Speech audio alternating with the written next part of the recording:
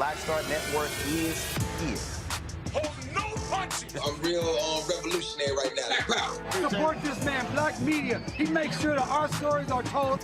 Thank you for being the voice of Black America, Roland. Stay black. I love y'all. All momentum we have now, we have to keep this going. The video looks phenomenal. See, this difference between Black Star Network and Black-owned media and something like CNN. You can't be Black-owned media and be scared. It's time to be smart. Bring your eyeballs home. You dig?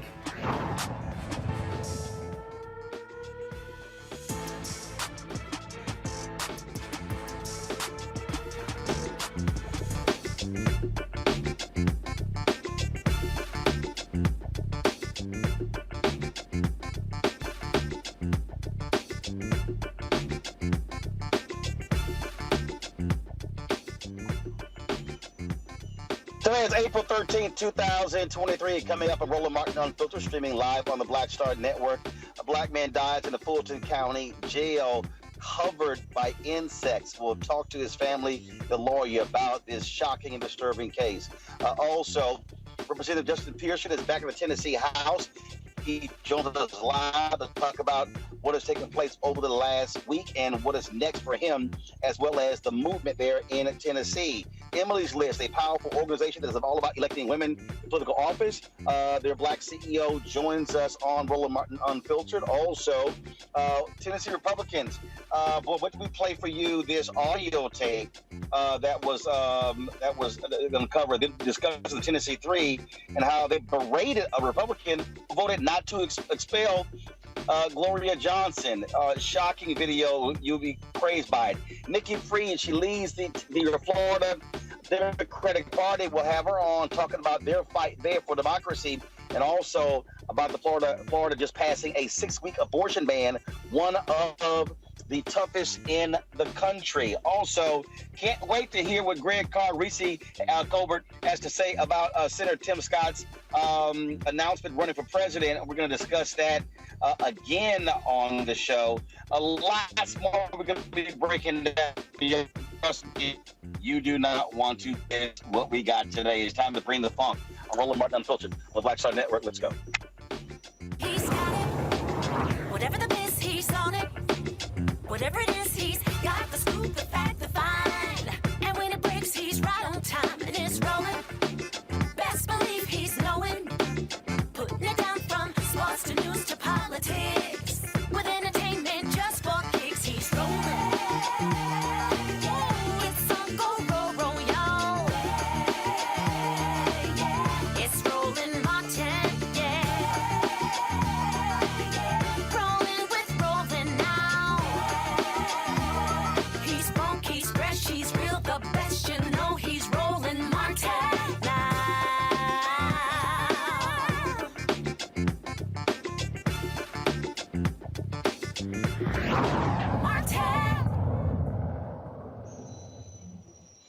All right, folks, I'm here in the nation's capital. Massive amount of accidents and traffic all over. And so that's why we're coming live to you from the car. Let me just break this thing down for y'all.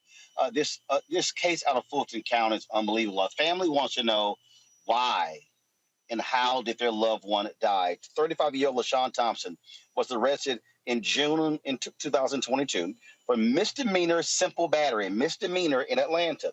He had mental health issues, and he was placed in the Fulton County Jail psychiatric wing. The family says the jail knew Thompson's depression and schizophrenia diagnosis. They are demanding to know why he was placed in deplorable conditions and how he ended up dead, covered with insects. The Fulton County Medical Examiner's Office report listed Thompson's death as undetermined, but the report noted a severe bed bug infestation. Joining me now from Atlanta is Michael Harper, the family's attorney. Michael, I mean, first of all, severe bed bug infestation? Yeah, it was unbelievable. I mean, the photographs that we got from the medical examiner's office and from the Fulton County Jail really were just shocking to the conscience to see this man lie there in that filthy cell, riddled with bed bugs and insect bites, and that's what killed him. And so, what's the jail's response? No big deal? They put a statement out today that they spent $500,000 after Mr. Thompson died on ridding the jail of bed bugs and insects. But, I mean, that's great to hear that. I'm happy for it, but it doesn't help our family because their loved one was killed in a filthy cell, and there's no way the sheriff and his staff did not know that the jail cell that LaShawn Thompson was in was deplorable. Okay, so what was he checked on? I mean, so what is there a timeline established as to look? That doesn't just happen in a matter of minutes. No, he was arrested in June of 2022. He had been there 3 months before they found him dead. There are jail reports that say he's not doing well, and they have planned to take him to the medical observation unit. That's according to the jail incident report. But they let him stay there. They never helped him.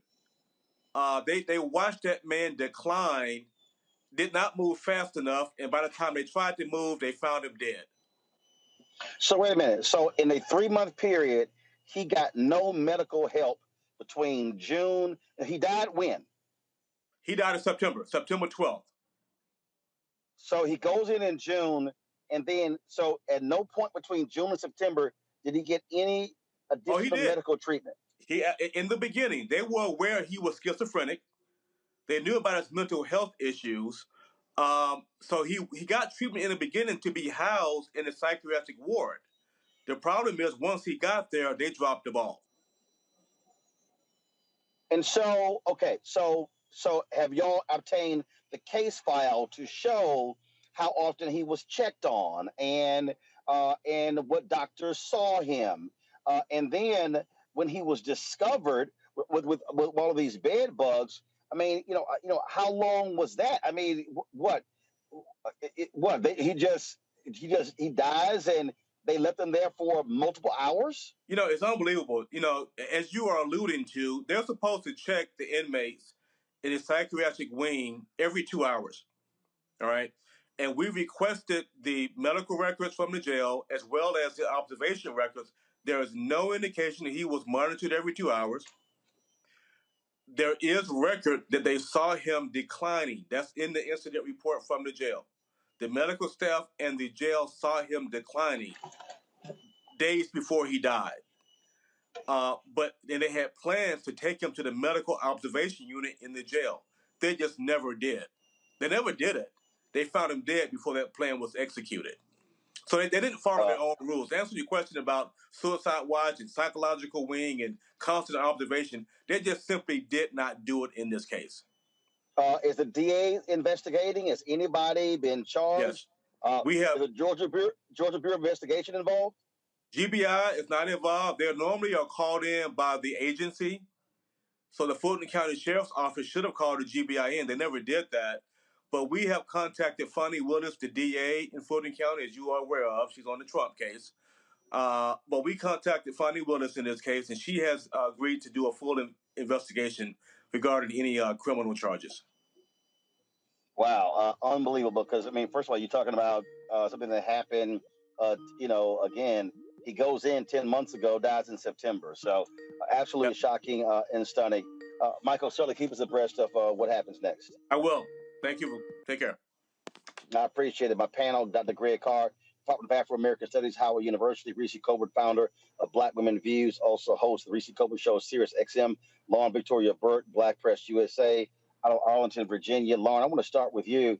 And we have seen the Department of Justice really go after a number of people, a number of jail and prison officials for their treatment of inmates. This is one of those that absolutely should get the attention of the Civil Rights Division of the Department of Justice. Oh, absolutely. And I think it will. And, how many of these cases do we not know about is the question. I happen to be the daughter of a prison guard who was my father, who was prison guard at Rikers Island for over 20 years. And, of course, Rikers Island should be closed, should have been closed a long time ago. The lack of rights and the lack of any sort of good treatment of people with mental illness is something that we don't deal with well in our society. Obviously, this is one case that's particularly atrocious, but you can bet that there's many others in a country that leads the world in the rate of incarceration and has led the world in the rate of incarceration for over 15, 20 years. So we have no answer for some reason for anything regarding mental illness, and really we have no answer for the record numbers of people that we put in jail in this country, and then, of course, don't care about and have no rights, and we have no system for them when they are in jail for long periods of time. The mental illness question continues to go unanswered and unfunded at a time when we can find money for everything else. But to your point, DOJ has been a lot more reactive to these cases and probably will continue to be, obviously, under the leadership that they have now. Reese, we often talk about what happens out in the streets with police, but what's happening in the jails is truly an abomination all across this country. Yeah, it really is. And I mean, for the folks in the jail to see this steady decline over months is unconscionable.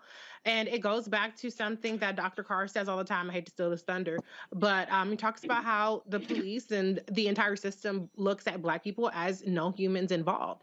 And I think it's interesting how Republicans, you know, when these mass shootings happen, the first thing they want to go to is mental health, and it's not the guns, it's the mental health. And yet when people have diagnosed mental health issues, this is how they're treated. This is how they're handled.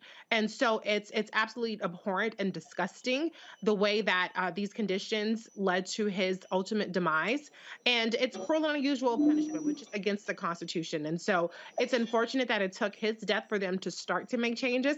And it makes you wonder what kind of other health issues other inmates suffered from. Going in there for a misdemeanor charge should not result in a death sentence.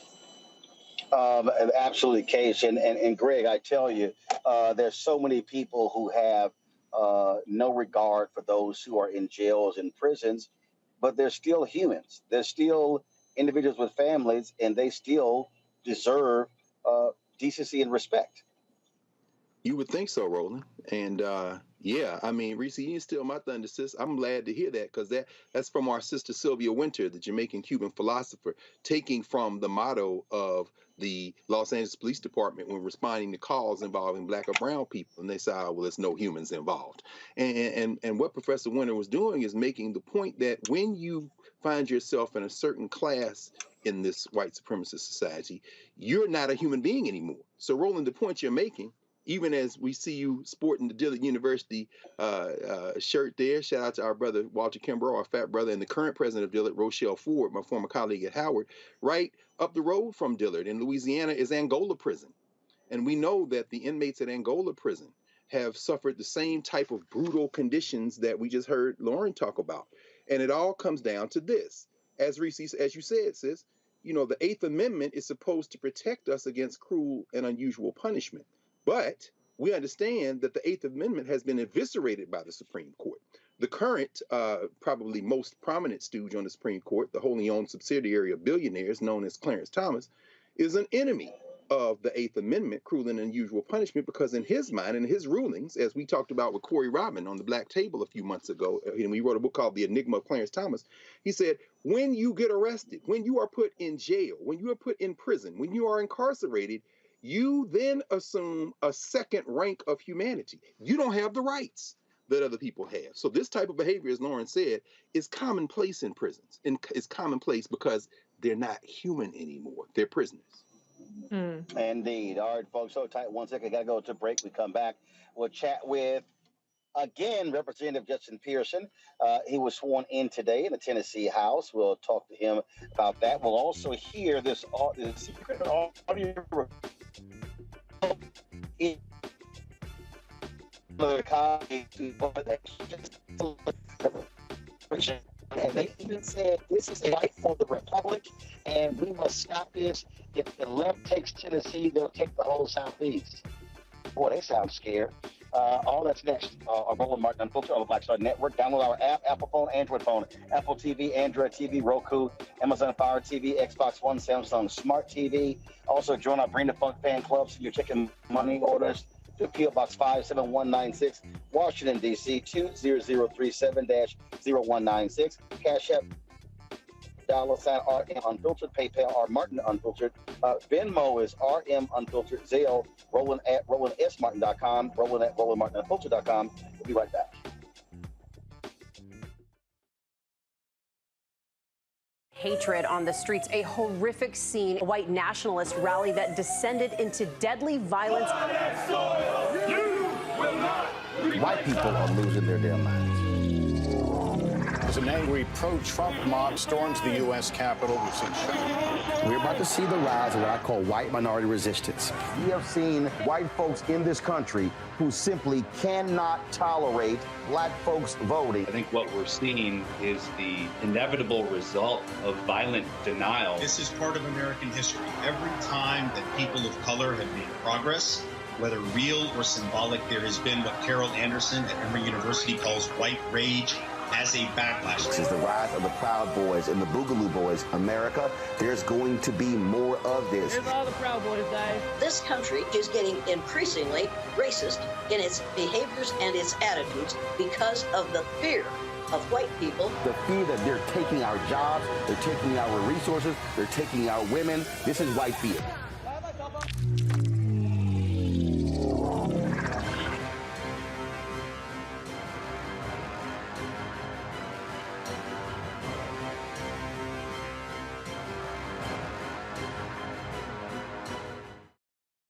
We feel the hidden impacts of climate change that land harder in Black, brown, and Native communities.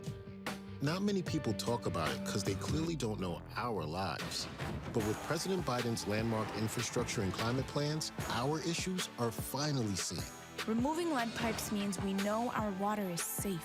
Cutting carbon pollution helps our kids breathe easier. 1.5 million new jobs means stable work in communities. The impact we need. Right now. When you talk about blackness and what happens in Black culture, we're about covering these things that matter to us, speaking to our issues and concerns. This is a genuine people-powered movement. There's a lot of stuff that we're not getting. You get it, and you spread the word. We wish to plead our own cause. Too long have others spoken for us. We cannot tell our own story if we can't pay for it. This is about covering us. Invest in Black-owned media. Your dollars matter. We don't have to keep asking them to cover our stuff. So please support us in what we do, folks. We want to hit 2,000 people, $50 this month, raise $100,000. We're behind $100,000, so we want to hit that. Y'all money makes this possible. Checks and money orders go to P.O. Box 57196, Washington, D.C. 20037-0196. The Cash App is $RM Unfiltered. PayPal is R Martin Unfiltered. Venmo is RM Unfiltered. Zelle is Roland@RolandSMartin.com. Hey, I'm Deion Cole from Blackish. Hey, I'm Arnez J. Black TV does matter, dang it. Hey, what's up, y'all? It's your boy Jacob Lattimore, and you're now watching Roland Martin right now. Stay woke.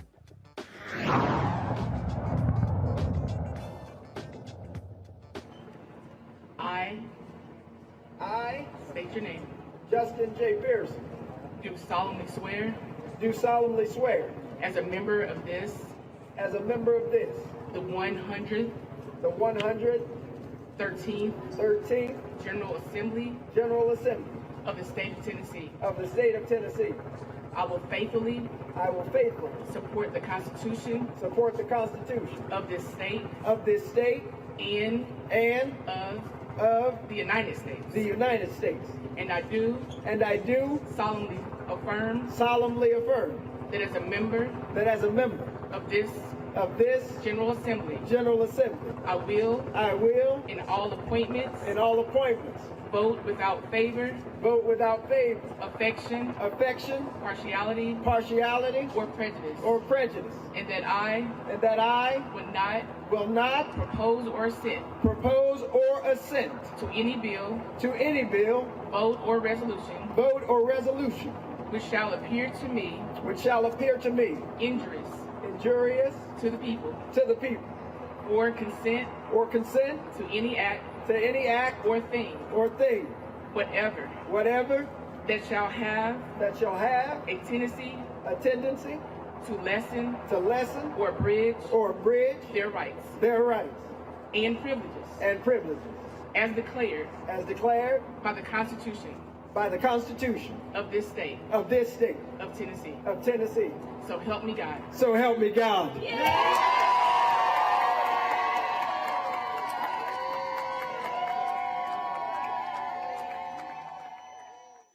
Well, with that, Representative Justin Pearson is back in the Tennessee House 1 week after Republicans expelled him and Representative Justin Jones. Both of them are now back. They look like fools for their actions. Representative Pearson, this is a video of him walking into the chamber. And trust me, those white Republicans, they cannot stand the sight of this young brother and his afro. Representative Justin Pearson joins us right now. How you doing, Doc? I'm doing great today, Roland. We are restoring the need for democracy in Tennessee after significant anti-democratic behavior from the Republican Party to silence the voices of people who are just advocating for the end of gun violence in our communities. They can't even stand the sight of you, Representative Justin Jones. An audio tape was released. We're going to play it a little bit later, where one of them just said he just cannot stand to see y'all on that floor. Mm-hmm. I mean, look, we knew from day one that what is undergirding this institution, the foundations of the Tennessee General Assembly, is the issues of racism and white supremacy and patriarchy. And that leads to decisions that have a disproportionate and a harmful impact to communities of color, to black folk and African American people, and to poor people, including a lot of poor white folk who are in our state. But the decision to expel myself and Representative Jones is made very clear that it didn't have to do with the breaking of House decorum rules. It had to do with their own invisible rules about who deserves to be in the people's house, whose voices deserve to be heard, and why those voices deserve to be heard. And they do not believe that District 86 in Memphis and Millington and Shelby County deserve to have representation that advocates for the issues like the end of gun violence, elevates the issues of poor communities and those who are being marginalized. They don't on the House floor. They don't want that to be shown in the halls of our buildings, but that's what we represent.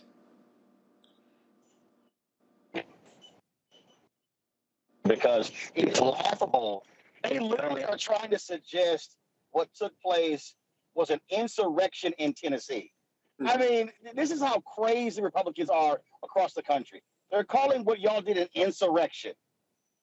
Yeah, I mean, when you have people who are very willing to abuse their power in order to cling on to their power more and more, willing to try and abridge the First Amendment in order that they can abuse their authority to turn our democracy into a mobocracy where mob rule about who speaks and who doesn't, who gets resources and who doesn't, becomes the decision of the Speaker of the House as a dictator or an autocrat, but not as a leader of, as a part of a republic and a democratic republic. We have significant challenges and problems. I mean, they expelled and expelled myself, expelled Representative Jones, calling what we did a peaceful protest against gun violence, against the National Rifle Association, against the Tennessee Firearms Association and insurrection, because they wanted to inflame this discussion. They wanted to scare people into believing that the issue that we were talking about is frightening, which is just that we deserve to be safe in banks. We deserve to be safe in schools. We deserve to be safe in our neighborhoods. We deserve to be safe in our communities. I've lost my own classmate and friend to gun violence. We have an epidemic of gun violence because of the proliferation of guns in our communities and because of the lack of action from legislators. But unlike January, the thousands of protesters who came to the state capitol, they didn't defecate on the walls and smear it. They didn't break any glass in order to broach through the capitol. They didn't kill anyone, unlike the people on January 6th. And Cameron Sexton, the Speaker of the House, called it an insurrection, a peaceful protest by lawmakers and a peaceful protest engaging in conversation with protesters and constituents. Now, one of the things this also has done is really galvanized a lot of folks in Tennessee. So share with us the what's next, because you spoke yesterday and you made clear that this moment can be transformed into a movement, but that it's going to require folk to do the work. Reverend William Barber talked about 75% of the Republicans in the Tennessee legislature running unopposed, which means that Democrats in the state, they must find folks to run against them. You must raise money. The voting totals of African Americans in Tennessee are abysmal. And so talk about, again, putting together a strong coalition that can try to end the Republican supermajority and also make this a much more democratic legislature in Tennessee. Yeah, one of the things we have to remember is the prioritization of the issues. When we talk about the end of gun violence, we remember the folks in Nashville Covenant School, the 6 people who were killed, 3 of them being 9 years old, which served as the catalyst for this conversation that we're having in our state. And it's also galvanized people in our movement, particularly younger people who are teenagers in college, who are demanding that we do something and take action now. And so there's a lot of hope in the youth right now who are engaging, who are demanding that lawmakers like myself and older generations realize the status quo is not working. Everything that we have done in the past has gotten us to this present, which is an epidemic of gun violence in our communities. And so I believe there's something that is burgeoning. There is this movement that is being moved forward in this moment and is serving as a catalyst in the state of Tennessee, but also across our country to change the laws and make new laws that actually help to protect communities. And there is a real political problem where we have a supermajority Republican legislature that is removing democracy and eroding democracy every single day. And we are all worse off because of it. Because what Tennessee does, other states in the South might very well seek to do, which is silencing voices that are different than their own and seeking to expel the voices of the people, and in some cases actually expelling duly elected lawmakers, disenfranchising 68,000 people in my district and Representative Jones's district because they don't like that we did a peaceful protest against gun violence, against the status quo. And as we move forward, it is going to require intense organization and mobilization of people to participate in the democratic process through voting. But as we see, just voting isn't enough. My constituents voted. At 80 years old and 90 years old, they went to the polls and they cast a ballot in a special election for a primary and a general election in record numbers. And still, the supermajority Republican legislature expelled their vote, expelled their voice. And so it's engaging people in the political process of voting, but it is us staying consistent and holding other leaders accountable, like our county commission, which reappointed myself and the Metro Council, which reappointed Representative Jones. We have to have an engaged, civic-minded constituency that stays on these issues and holds leaders accountable, not just during election time, but outside of election time. And as we build that coalition, which has to be, in my opinion, multiracial and multi-ethnic, has to be multi-socioeconomic in building that solidarity dividend that Heather McGee talks about. In doing so, we will be able to transform even places like Tennessee and states in the South into the places that they can be and that we need for them to be if we're going to have democracy to thrive here. It also means there are going to be some fellow black politicians who are going to have to stop playing the go along to get along game. I mean, let's be honest. There were a lot of black politicians in Memphis and other places that did not want you to win. And you and Justin Jones caught some flack from a number of them when y'all got to the State House. They're now standing with y'all. So are you now seeing a change even amongst some of them who felt y'all were just a little too loud?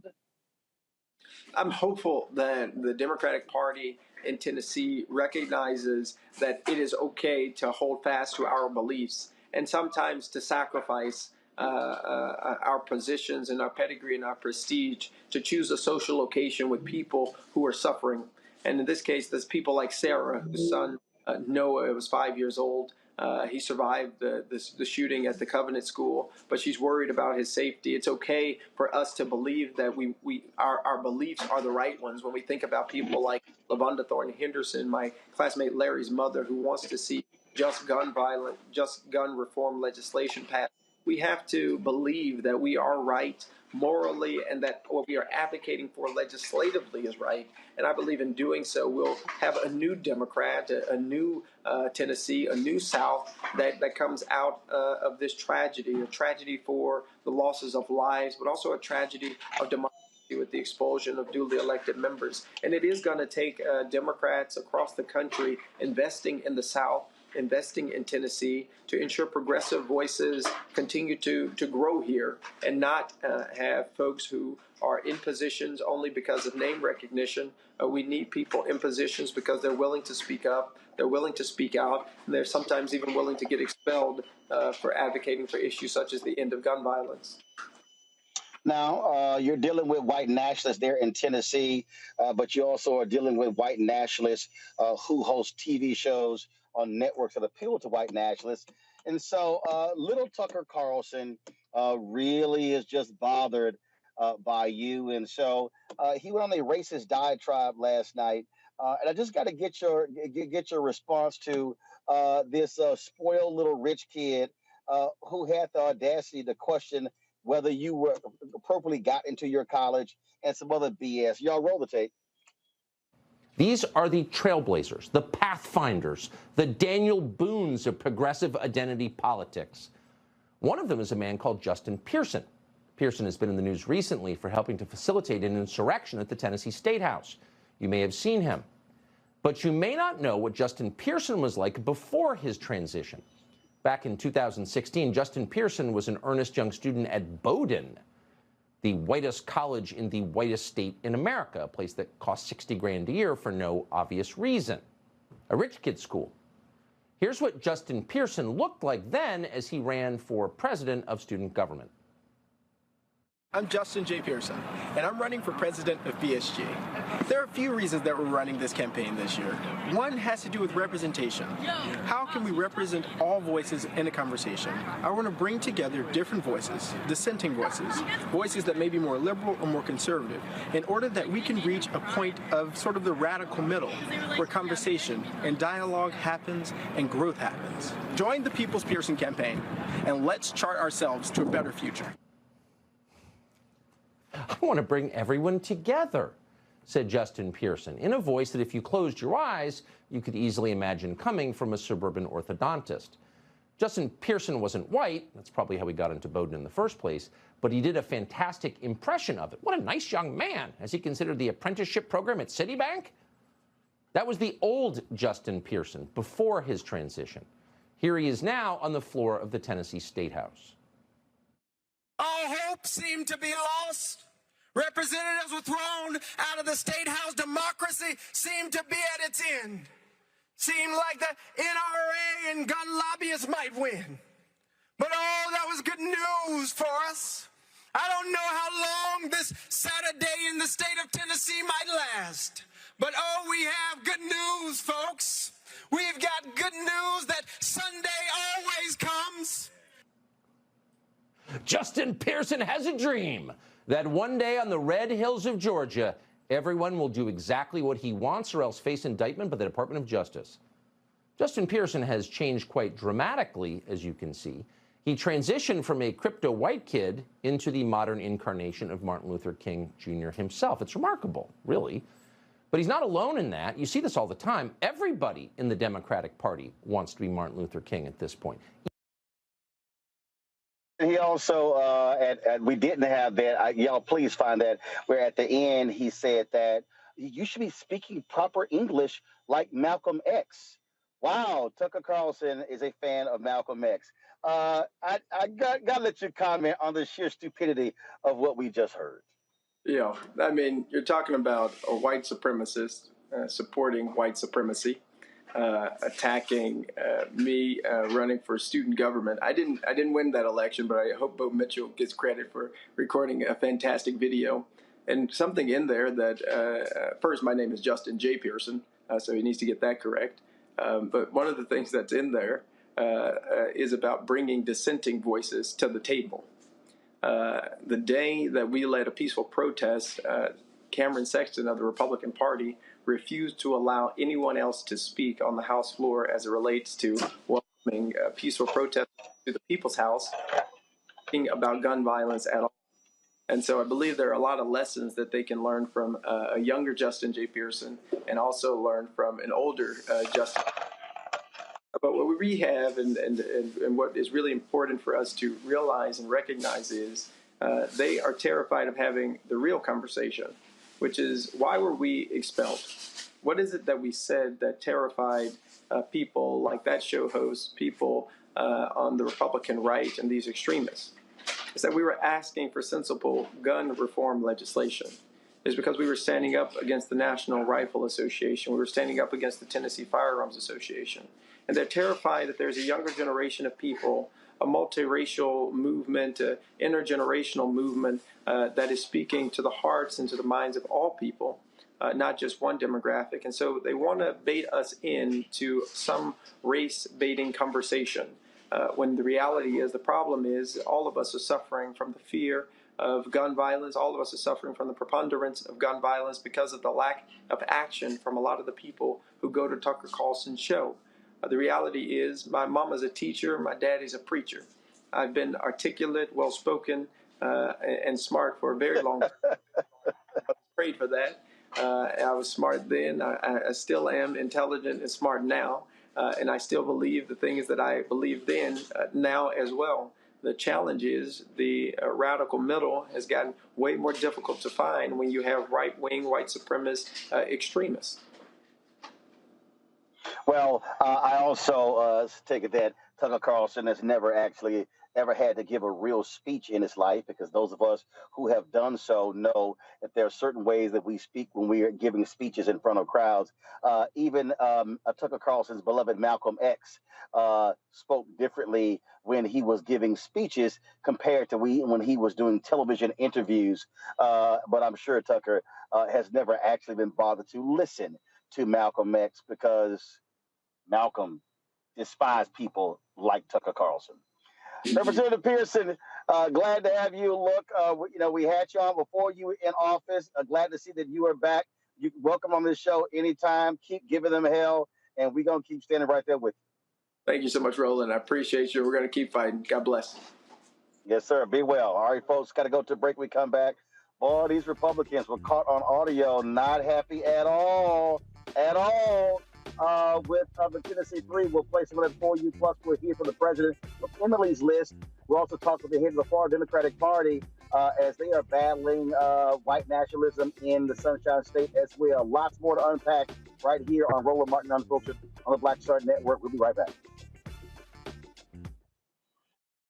I lost my daughter. I didn't know where she was.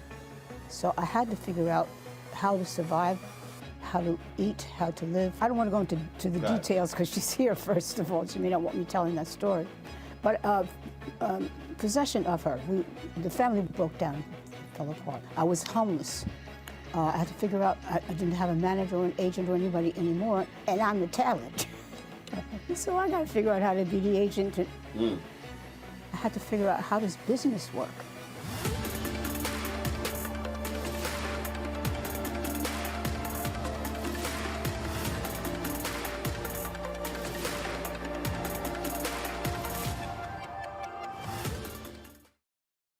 Next on the Black Table with me, Greg Carr. Dr. Kwasi Kanadu, author, scholar, and healer. He is one of the truly representative thinkers and activists of our generation. I had a dream, a particular night, and when I woke up, several ancestors came to me, and they came to me and said, "We really like what you're doing, but you have to do more." His writing provides a deep and unique dive into African history through the eyes of some of the interesting characters who have lived in it, including some in his own family. The multi-talented, always fascinating Dr. Kwasi Kanadu on the next Black Table here on the Black Star Network.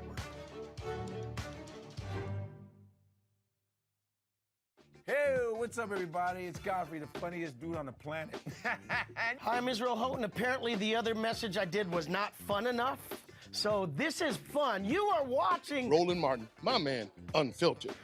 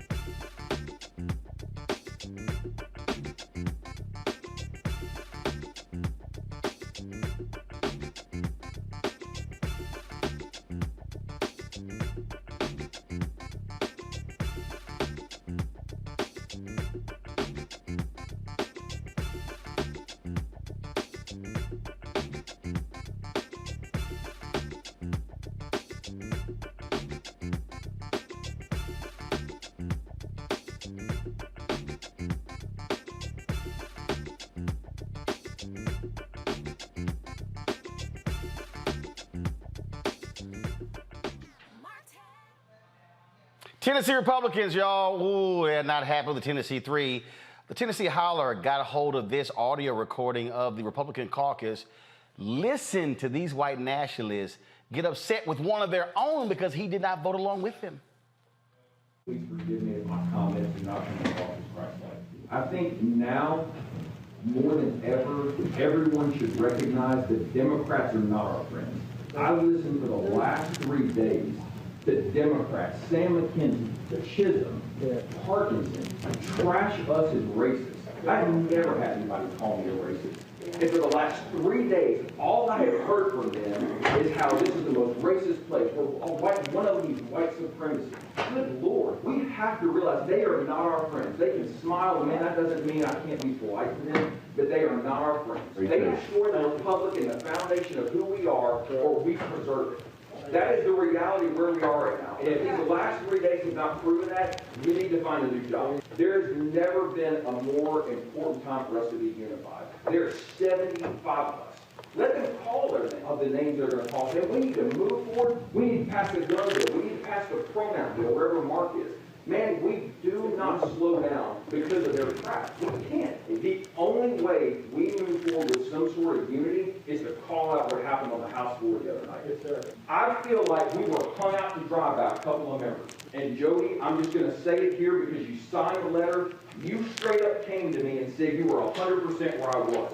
And you went on the House floor and you did the opposite. Man, you hung us out to dry. And I like you personally. This is not personal. And if Brian Terry was here, I'd say the same thing to him. This would have been bad anyway, but dear God, we brought the racism into it because you didn't stay with us. But I need to know, and I don't want to hear why there wasn't a preponderance of evidence or an attorney. I need to know why you flipped your vote at the last minute. You didn't let them know beforehand. Giving Johnny a 15-minute heads up doesn't cut it. And if Brian Terry was here, I want to hear from him too. I have to know. We're going to keep the staff out. This is the place to say it. I haven't lied to anybody. Not one time. It pisses me off to suggest that I have. And some of my friends in here suggested that I lied. And that's bullcrap. I walked into that room to vote to expel all 3 of them, just like all y'all. And the letter that I sent to the speaker, it says exactly what it says. Throw the book at it. Everything you've got. It doesn't say expulsion. It's not in there. But it doesn't matter. I was ready. I was ready. I was walked into that room ready to vote before we ever started on Jones. I got a list of questions from Johnny Garrett. Johnny says, you're on the list that the speaker has to ask questions. Sat there through Jones, made notes. I went to Johnny and said, Johnny, can I go off script? Johnny says, yeah, go for it. Speaker never called him. We voted. I hit the green vote because that's what I'm there for. Then we get into the floor again, and immediately the questions start coming up about the resolution. I know what she did. I know what she did broke the rules. And I know that she deserves to be expelled. We got to do it right. And that wasn't right. While this is going on, Reader came to my desk. He said, hey, you think we're doing good? I said, no. We haven't established the case. Gino's had 2 cracks at her, and the only thing he's established is that she stood at the well. That's it. It didn't fix any of the problems with the resolution. He didn't establish that she'd been here 10 years or 12 years and knew the rules better than the others did. Why were we still in session? Because we're in between bills. Why did you get gavelled out of order? Because the speaker had to get order. It was disorderly conduct and caused chaos in this whole place. That line of questioning is exactly what I told the leader I needed to ask, because we don't have it right now. He didn't sit there and say, you need to vote yes anyway. He didn't whip my vote. He walked off. He didn't go to the speaker and tell the speaker to call on me. So if you're all going to come all at me and single me out, and only 3 of y'all call me this weekend to check on me, I'm going to defend myself. I told leadership what was going on. I told them I had problems. I had questions. I had a plan to fix it. When the question got called, I went to Johnny. I said, Johnny, do we have the votes? He said, well, nobody else changes their vote. We should be fine. Why are you not going to vote yes? And I explained it. And I went back to my desk. And I sat there and had my internal debate on what to do. Then the bell rings. I'm concerned that I'm going to vote yes on a resolution that I know is wrong. We didn't establish that she did all that other stuff. All we established is she walked from there to there. As much as I hate to give John Ray any credit for anything, the smartest thing he said the whole season I've been up here. Darren Jernigan in the back of the room says, we can't vote on a resolution that's poorly drafted. And he's right.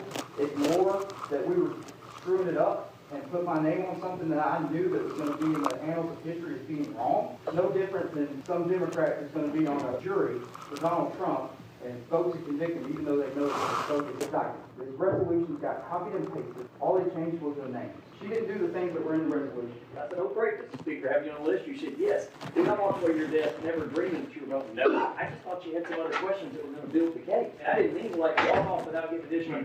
9.5 minutes later in the audio, Reese, one of the Republicans, and he stands, my dad fought on D-Day. This is a fight for the Republic. And he was just losing his mind, acting a fool. And my man there, he said, no. And then he said, look, he said, they said, well, I was 1,000% right in how I voted, and I would do it again. Later, they literally said, you should vote with us even if you think it's wrong. That shows you how crazy these folks are. All I have to say is boo-hoo, bitches. They miscalculated. And I absolutely love that it was not the plan that you had one rogue agent Republican so-called vote his conscience and not vote the white lady out. So it looks egregiously racist, which is what it was from the beginning, that 2 black men got voted out. The reality, though, is when you listen to the Republicans, it's clear that this is a cause to them. The cause, really, they didn't say it, is white supremacy and white nationalism. But it's so interesting how convicted they are in what they believe is a cause. Meanwhile, on the other side, what we got is the beg and plead, and people complain about how much we beg and plead and say that we're using scare tactics and that we're just trying to get people to do something and exaggerating. This really is a battle. This really is a war. And unfortunately, our side is never quite as galvanized as the Republican side, except for this time. This was the one time where we did see people, because where they miscalculated it was around the gun control debate. It was around a mass shooting in which 3 children were killed and 3 staff members were killed. And people said, this is absolutely unacceptable.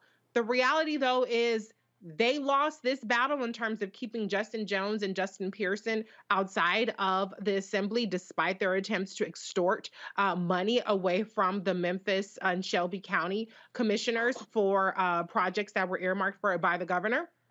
But they still saw that they could successfully expel these members on a whim. They still see that they can pass or prevent legislation from being passed on a whim, and that is a bigger issue. I got to play this part here, but Greg, and for you to comment on. I mean, listen to this one. This is called Sapicki. He's in the top right-hand corner. This is him talking. You should have went to the speaker and said, I'm changing my vote. And if it put us at 65, somebody would have taken you behind the dais and explained to you why this is an important vote. It would have given us the opportunity to not throw the rest of us under the bus. I've been called a racist, a misogynist, a white supremacist more in the last 2 months of my life than I had my entire life. By golly, I'm biting my tongue. But I'm telling you, Mr. Speaker, with all due respect, these days are very thin right now. And I'm going to have to swallow this to see Mr. Jones back up here walking these hallowed halls that the greats of Tennessee stood in and watched them disrespect this state that I chose to move to. And by golly, it's got to stop. I'm sorry for getting angry here. My father was D-Day +4, and he fought for this. Oh, Greg, he was in his feelings. I got to swallow and see that Jones walk on these hollow halls. Woo. My father was a World War II veteran. Scott Kopicki, you, sir, can go to hell. My father and 3 of his brothers drafted out of East Tennessee, not too far from the district that Representative Johnson represents, sent off to World War II. My uncle was in the Red Ball Express. Scott Kopicki, you can go to hell. Because my uncles and aunts were raised in East Tennessee under the specter of Jim and Jane Crow, bastard. And your father, you, who've been called racist, or I'm sorry, I shouldn't say that. You, who have been more accurately described in the last few days than you have your entire funky life, need to understand one thing and one thing clearly. Your worldview is not our worldview. And this isn't about a flag. This isn't about a country. This is about power. And this is what y'all are after. You know, it's interesting hearing the hillbilly horde tear at itself in there. Listening to Jody Barrett, a first-term state representative, who is a lawyer, got his JD from Ole Miss. You know, he in an interview elsewhere said that Representative Johnson out of East Tennessee was the only one of the three legislators to show up with an attorney. And the attorney pointed out flaws in the resolution. And what you hear Jody Barrett in that hillbilly horde argument they're having, what you hear him saying is, I'm a lawyer. The resolution was flawed. I tried to get the speaker. This is the slick back hillbilly looking leader of the Republicans who continued to chastise Justin Pearson for violating decorum. He said, I tried to talk to the speaker. They had me on the list to speak, but they didn't give me the chance to speak, because had I been able to speak, I would have cured the flaws in the document that would have allowed me to vote against Johnston as well. But I could not vote against her because as a lawyer, see, this is what happened. The hillbillies were so hot to get them out, they didn't even read the damn resolution that they wrote. This was not an ideological fight we just overheard with the hillbilly horde. This was a technical right, and it brings you to the point that you raised, Roland, and that Reese just raised. These hillbillies are blinded by power. They are white nationalists. They don't have an agenda. Their agenda is rule or ruin. Their little punk-ass white nationalist friend, Tucker Carlson, who doesn't remember, and Roland, I know you were giggling to yourself when you heard him say that Justin Pearson is the first Negro at Bowdoin, considering that is also the alma mater of John Russwurm. But at any rate, this hillbilly is so hot for power that they don't care about the law. And this is where their thing is going to fall apart. I agree with you, Rissy. We're pleading. But if I had had a chance to ask Representative Pearson a question, I would have asked him, as somebody who was born and raised in Nashville, who was fortunate enough to know Avon Williams a little bit, the greatest black legislator in the history of Tennessee politics. I would have asked Representative Pearson how, with a supermajority, as we organize to stop the supermajority, how do we use those legislative positions, not just to elevate issues, but to get involved in the guts of governing? Yep. So we can fight these hillbillies. Because what we just heard, that argument was about, it wasn't about white supremacy. That white boy was like, I'm a lawyer and I can't vote for this because it is legally flawed. They could have had a lawsuit if they had expelled Johnson. Yep. Well, first of all, he's going to be back, so we'll just answer that question. Lauren, your thoughts? The words, we are at war for our republic. You could have played that audio 20 years ago, 30 years ago, 40 years ago, after the Civil War. I mean, unbelievably telling and embarrassing. Shout out to whoever recorded them and put it out there. Okay, because somebody in that room, probably a staffer, but you never know, it could be another member, recorded that and put it out there. But it's not anything we haven't heard a million other times before. Indeed. All right, y'all, that's more we got to break down. In the next hour, I'm going to play that Tucker Carlson piece where he mentioned Malcolm X. Y'all know damn well Malcolm X would have smacked the hell out of Tucker Carlson. But I got to go to some other business. Coming up next, we'll talk with the President CEO, Emily's List. She's been over here giggling and laughing for the last 15, 20 minutes because she really saying, but this is a really black show. That's really what you're saying. You're like, I ain't never seen a show like this here. She said, this is blackity black. Yeah, this ain't MSNBC. That's right. Even Joanne Reed can't be this black on MSNBC. I'll be right back.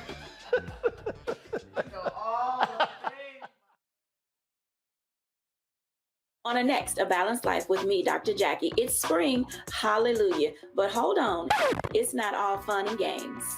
With the sun and the warmth comes the need to clean, the clutter, mentally, physically, emotionally, socially. All of those things need to happen. Getting rid of the clutter and clearing the cobwebs in our head and in our home. That's next on A Balanced Life on Black Star Network.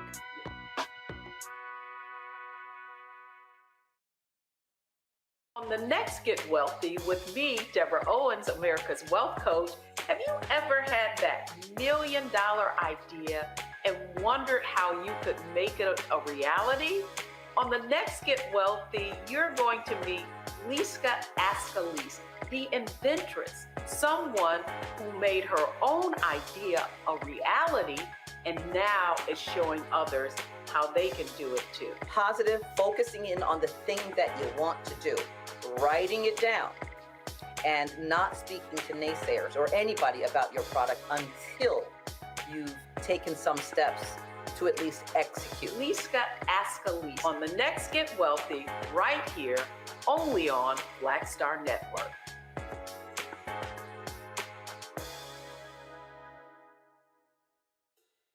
Hey, Yo, peace, world. What's going on? It's the Love King of R&B, Raheem Devon. Hey, I'm Cupid, the maker of the Cupid Shuffle and the Wham Dance. What's going on? This is Tobias Trevelyan. And if you're ready, you are listening to and you are watching Roland Martin Unfiltered.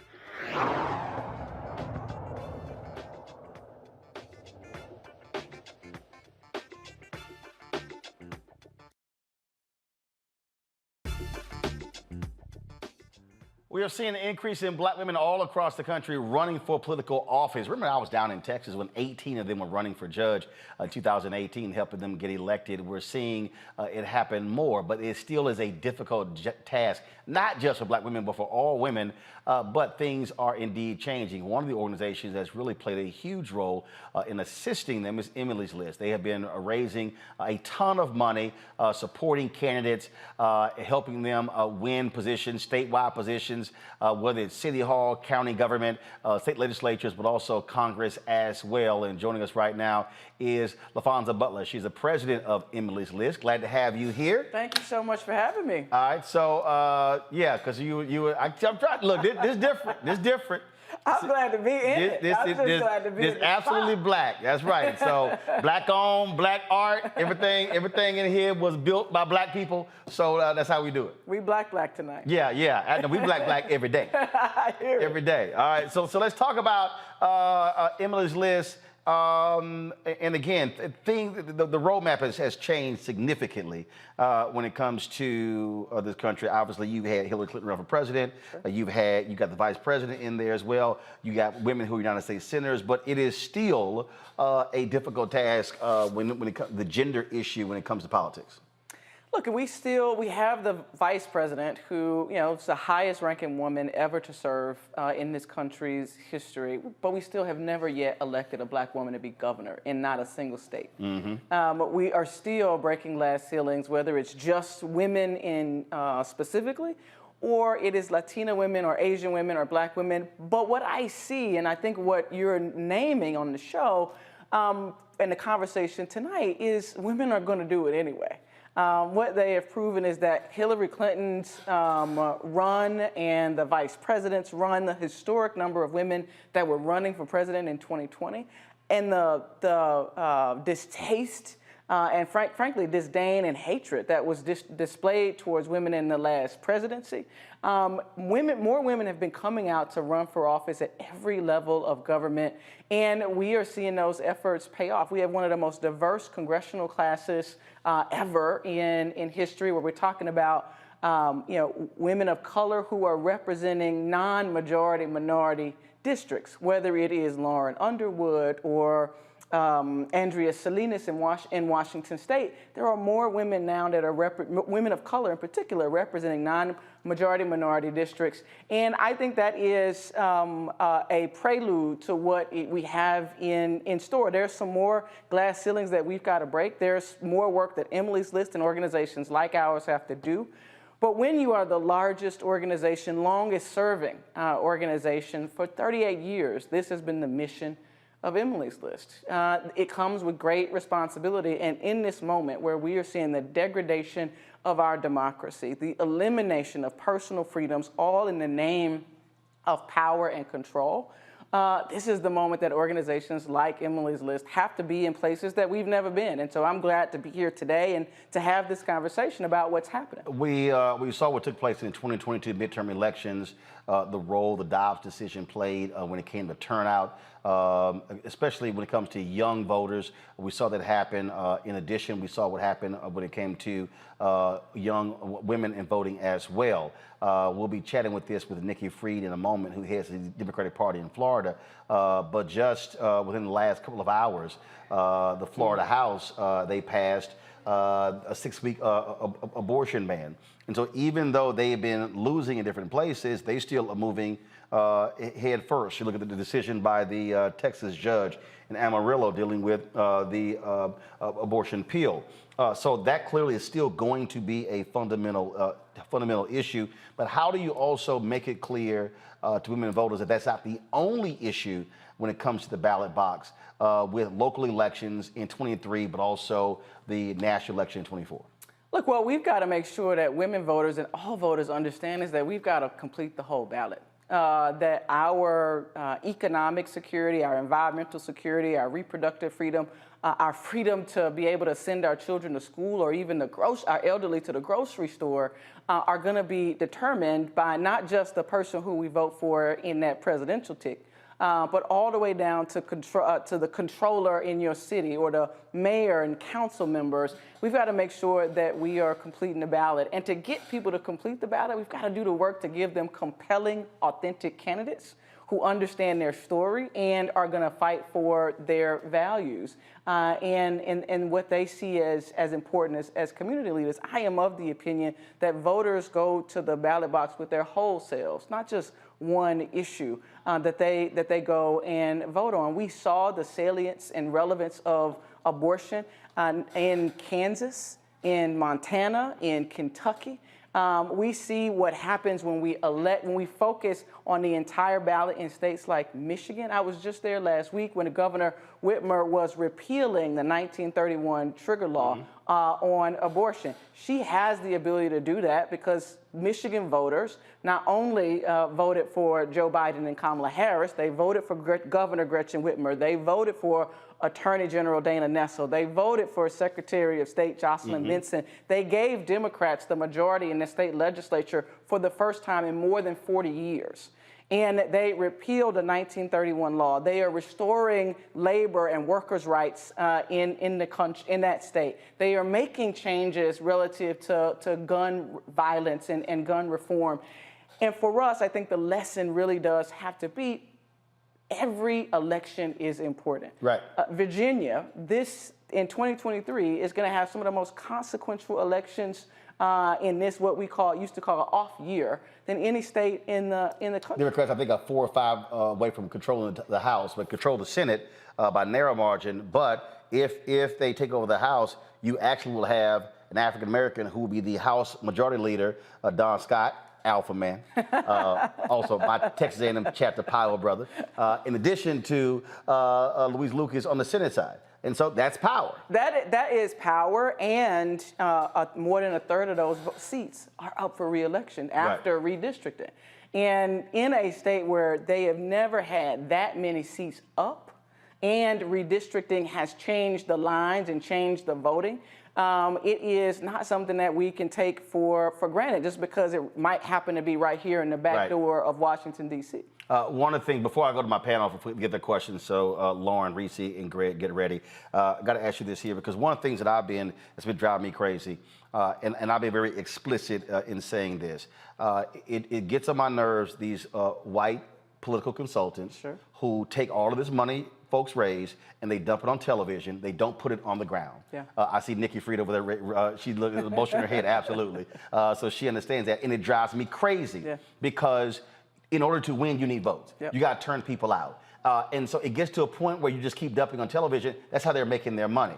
And so when y'all are supporting candidates, are you making it clear to folks like, hey, ground game, door to door, old school politics still works. Everything is not about just dumping money on television. Yeah, not only does it work, it's fundamental, right? And so absolutely, our job in helping to recruit and advise these women who are running for office is to help them put together the best campaign possible specific to their district. Now, there may be some district that you can win just by doing some work on TV. Right. Most of the districts that we're competing for, you've got to go get the votes. You've got to earn the trust. And also don't run away from who you are. I mean, personally, I'm serious. I think Mandela Barnes will be in the United States Senate today if he told his white consultants, we're going to campaign in Milwaukee. 50,000 fewer votes in Milwaukee. He loses by 26,000 votes. Bro, you're from Milwaukee. Yeah. I'm sorry, what the hell? And Sherry Beasley did not have an HBCU campaign. I'm like, what the hell are you doing? North Carolina has more HBCUs than any other state. And then even when the vice president came to town, she wasn't there with the vice president. Yeah. I'm like, I'm sorry. Damn your white consultants. You are a black woman running in North Carolina. Run as a black woman in North Carolina. And where was everybody else who was there to support Cal Cunningham, but were absent in supporting Sherry Beasley? And she loses by 110,000 votes. She loses 110,000 votes. And so absolutely, that level of authentic engagement, people see. I went to North Carolina A&M with Sherry Beasley. I did college A&T with Sherry Beasley. I did college stops, HBU stops, as a graduate of a historically black college, Jackson State University, the I love, and was just there yesterday. I know what those students want to hear, what they need to see, and they need to see somebody engaging with them, and it was a missed opportunity. For a year, I actually told her campaign, I'll be happy to bring my show back. We did it in 2018 when she ran for Chief Justice. They never called. It was the craziest thing. Lauren, your question. Ms. Butler, how are you? Just to jump off of what Roland was just talking about, there's kind of just a sort of consultant industrial complex in these campaigns. I wonder, how much does Emily's List get into that conversation with candidates about exactly where they're spending their money? It's not just the TV thing, but also sort of an addiction to mail. The things that make consultants money is just what people are told to spend money on by consultants. And I just wondered, do you get into that conversation, or is this just, look, we're going to announce who the rising star is in Florida, and we're going to pump up the campaign in other ways, but not get into sort of a deep dive discussion about exactly where the money is spent? No, I appreciate the question. We very much are full into a lot of the campaigns, not all of them. I won't say that is the case for very sophisticated candidates who have been running and are running again with their operations. But a lot of the newcomers that we are supporting, we are very much in at the beginning. And at the end of the day, it is that candidate's name that is on the ballot, not the name of Emily's List. And so we try to we work very hard to find consultants for them to interview.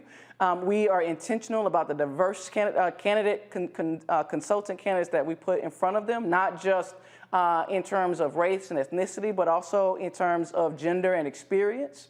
And we work very hard to give the advice that we think is authentic and genuine, that is showing up in the data in those districts. And we encourage those women to make the decisions that they feel like are going to reach the broadest number of voters. At the end of the day, elections are just a math test. Who is going to get more votes than the other. And part of the work of Emily's List has also been to help to develop more of those campaign operatives and consultants so that they have more people to choose from. Frankly, a lot of what has been happening in campaigns across the country, particularly at the federal level, is the recycling of the same old consultants. And so you keep getting the same outcome because you're getting the same input. And it's the responsibility of organizations like ours to engage and re-engage and build that next generation of and pipeline of not just candidates, but of consultants and campaign operatives. And that is also part of the work that we take incredibly seriously. Reese. Hey, LaFonza. Good Hey, to Reese. see you. My question for you is, we saw in 2022, a lot of people didn't expect reproductive rights to be such a galvanizing force. Vice President Kamala Harris obviously barnstormed the country around that. It's 2023, as you guys mentioned. Virginia is a critical state. There are off-year elections, and then going into 2024, reproductive rights is under assault more than ever. How is Emily's List making sure that this issue is staying at the top of mind for women candidates as well as men candidates? It's a great question, and I think that is our charge for this off year, making sure that Emily's List for the first time received endorsed in a state Supreme Court race in Wisconsin. Never before had Emily's List taken a position at that level of government. And for me, in my leadership and tenure at Emily's List, it really does have to, I think that we have to make sure that we are engaging in the three-dimensional strategies of the federal level, the state level, and the judiciary. Because we got here, frankly, at the end of the day, if we're honest, and I know this is unfiltered, so being honest, we got here as Democrats because we lost a hell of a lot of state legislative races. We stopped paying attention to those states whose judiciaries are elected positions and building a strategy. And so now that the court has ruled on Dobbs, has overturned Roe versus Wade, these are decisions that now are going to be made at the state level. And so we've got to lean more heavily than we ever have into what is happening in the states. And so to ensure that voters in Wisconsin knew who was going to stand with them on the issue of abortion and reproductive freedom. We jumped into a race that we had no prior experience in, and we leaned all the way in to elect Judge Janet to that state Supreme Court. And so it is staying active, but it is also in races in these off years, encouraging and giving the data to make sure that the candidates know that abortion is not an issue to run from. It indeed saved democracy in 2022. You're welcome. And it is an issue that, you know, DeSantis is going to sign the bill that gets to his desk on a 6-week ban. And it is not, I think, by happenstance that the Emily's List community saw the leadership of a Fentress Driscoll and named her the rising star, because she has been leading on the pushback and hopefully the takedown of Ron DeSantis, not just in Florida, but whenever he decides to tell the country that he actually is running for president, it's going to be a black woman endorsed by Emily's List who is going to be his antagonist every single day. And so making sure that those candidates are equipped to have the toughest fights and the toughest and the strongest debates is an important part of how we do that. And frankly, the last point that I'll make, Reese, is that they're doing a lot of the work for us. They keep passing dumb bill after dumb bill, rejecting the will of voters all across the country every single day, whether it's Florida or Wisconsin or Idaho or Oklahoma. And we've got to make sure, as to the point that Roland made to Brother Pearson earlier, nobody should get a free pass. 75 Republicans should not be able to run uncontested in a state like Tennessee or any other place if our democracy is vibrant. And we've got to make sure that we are recruiting the candidates and supporting them in helping to ensure that that democracy is vibrant and that we get Republicans on the record as to their position about should a woman be able to make decisions about her own body. Greg Carr. Thank you, Roland, and thank you, Sister Butler.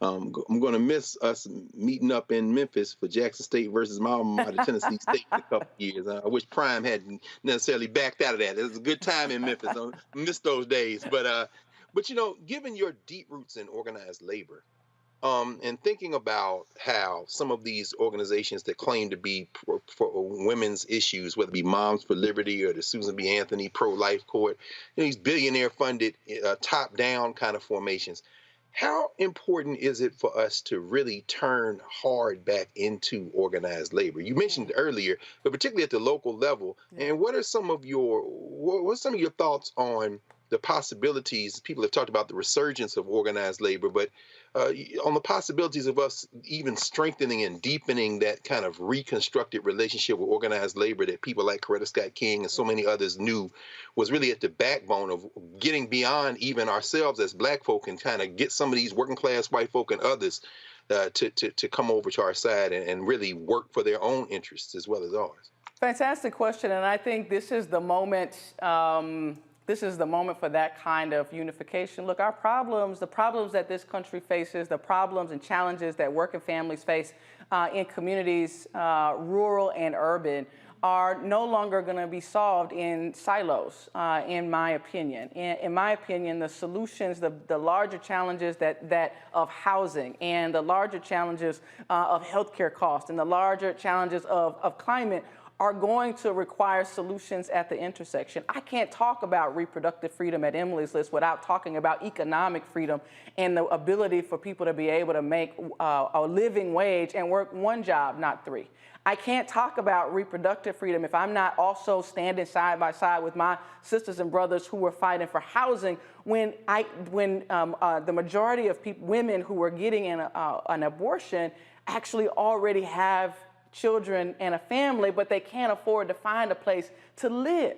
And so they're making decisions not just about whether or not their family can have another child, they're making decisions about their economic security and the future that they're going to be able to provide. And so in this moment, I think that our national call for democracy and freedom in this country has to be found at the intersection of all of those movements. And I love how you referred to Coretta Scott King. I worked at SEIU when I was in the labor movement, and Dr. King always referred to his favorite union as 1199. I was the organizing director at 1199 in Baltimore for part of my career in SEIU, and when Coretta Scott King was supporting the workers at Johns Hopkins Hospital to organize, she was talking to SEIU 1199 workers. I got to know those women.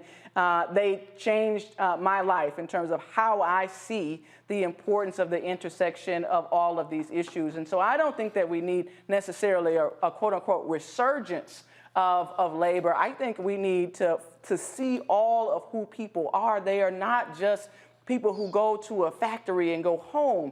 They are people who work in our communities who actually need stop signs, who actually need safe sidewalks, who actually, the Health and Safety Committee in a contract is something very different today than it was 40 years ago. And so as we unite movements, and we see that the Republican agenda is fundamentally about power and control, we have got to make sure that we seize this opportunity to unify our own power, and the power not just of Black people, but brown folks and poor white folks and the Asian community that has been ignored in that right-wing agenda as well. Immigrants from all countries around the world. We've got to be able to fight, I think, at the intersection for the freedoms that we all deserve, and frankly, that we know our children need and expect. All right, then. Well, look, glad to have you here. We do a little bit different here, so certainly welcome anytime to come on back. And again, we get to, like I say, expound and expand a little bit more than some of these other networks. Why? Because, well, I own it. We ain't got to ask nobody. Proud to be here. Thank you so much, and I'm happy to walk over anytime. All right, sounds great. In a moment, we'll chat with Nikki Fried. She's head of the Florida Democratic Party. Law, DeSantis is always doing something crazy there. Now Republicans have passed a 6-week abortion ban in the House. We'll talk about that. And Nikki getting arrested. Yeah, seriously. That's next to Roland Martin Unfiltered on the Black Star Network. Hatred on the streets, a horrific scene, a white nationalist rally that descended into deadly violence. White people are losing their damn minds. As an angry pro-Trump mob storms the U.S. Capitol, we're about to see the rise of what I call white minority resistance. We have seen white folks in this country who simply cannot tolerate Black folks voting. I think what we're seeing is the inevitable result of violent denial. This is part of American history. Every time that people of color have made progress, whether real or symbolic, there has been what Carol Anderson at Emory University calls white rage as a backlash. This is the rise of the Proud Boys and the Boogaloo Boys. America, there's going to be more of this. Here's all the Proud Boys, guys. This country is getting increasingly racist in its behaviors and its attitudes because of the fear of white people. The fear that they're taking our jobs, they're taking our resources, they're taking our women. This is white fear.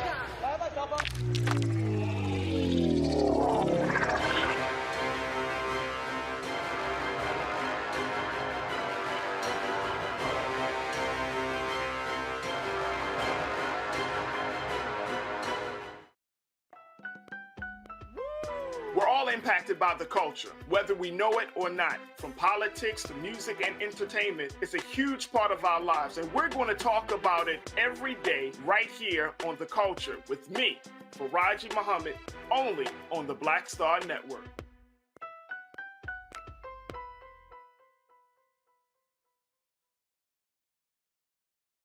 Hi, this is Cheryl Lee Ralph. Hello, everyone. It's Kiara Sheard. Hey, I'm Taj. I'm Coco. And I'm Lily. And we're SWV. What's up, y'all? It's Ryan Destiny, and you're watching Roland Martin Unfiltered.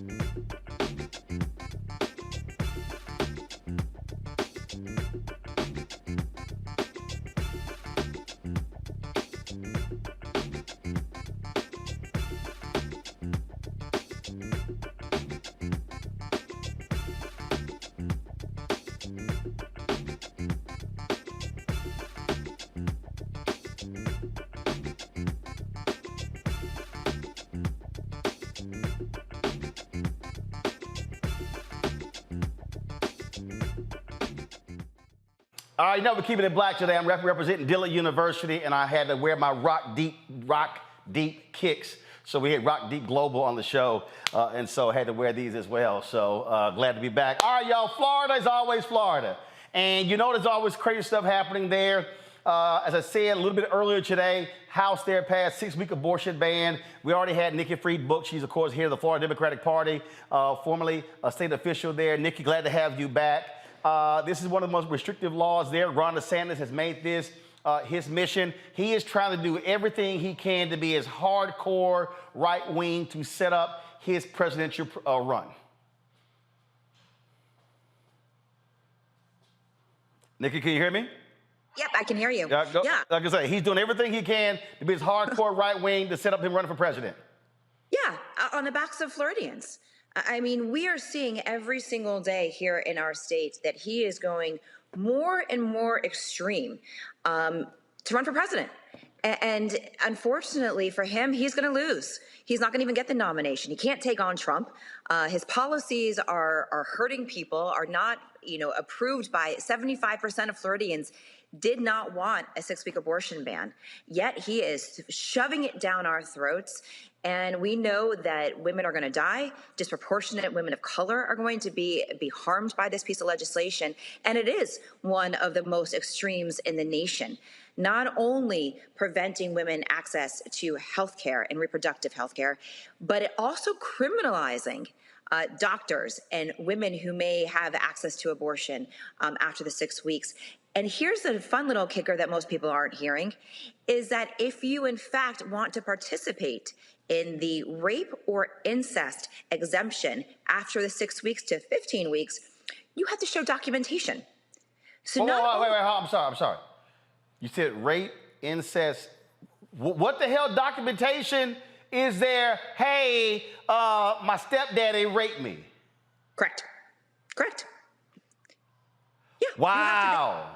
You have to show paperwork that you went and reported the crime or did something of that nature to show that you in fact, so not only did you get raped once, but now you're going to get raped a second time by having to go through this emotional trauma once again in order to terminate a pregnancy that was unwanted. One of the things I keep trying to explain to people is what happens when people don't vote, when they sit on the sidelines. And we saw that in the last election there as well. And so you're now are running the party. And that is it. It's an arduous task trying to rebuild the Florida Democratic Party because so many people have just simply given up. And what I just keep trying to explain to people is that if you sit out elections, do understand somebody's going to win. Yep. And Republicans have a supermajority there in Florida. There was a supermajority in Tennessee, in South Carolina, in North Carolina, in Mississippi, in Alabama. And I say, look, the task has to be, you're not going to take over assemblies overnight. But the first thing is, how do you go from a supermajority down to a majority and then try to compete? That is going to take organizing and mobilizing. That is correct. And listening to, obviously, you having the president of Emily's List and the conversation that you all were just having, that's exactly it. And that is what Democrats have not been doing well here in Florida. We have been taking it for granted that we were a blue state and then a purple state. And, we lost by less than 1%. And that just happens to have been that elections problem. But the reality is that Democrats have been failing to do the basics. Voter registration, voter engagement year round, those boots on the ground. And that's what we have to get back to. And you're seeing pictures of myself and Leader Book sitting there right before we got arrested. So again, peacefully protesting on that sidewalk. And so it's going to take this drumbeat into Democrats across our state that they've got to get back out there. They've got to be talking to the communities. And hopefully our arrest last week will show that we are going to continue to fight and to stand up for what we believe in, and we are not going to take this laying down. Panel questions. Reese, you're up. Reese, you muted. This ain't your first rodeo.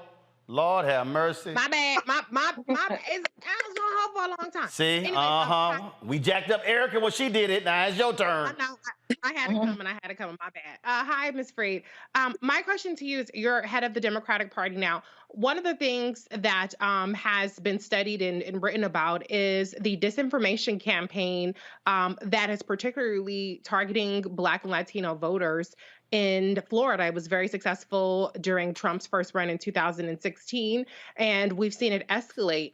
Is that something that under your tenure you plan to devote more resources to in terms of countering the disinformation that's targeting our communities? I'm not even going to call it disinformation. I'm calling it propaganda, flat out propaganda. And so that let's be very clear here, because we know what propaganda does and how it leads to hate and how it leads to distrust of your elected officials, and now in this case an elected at a party.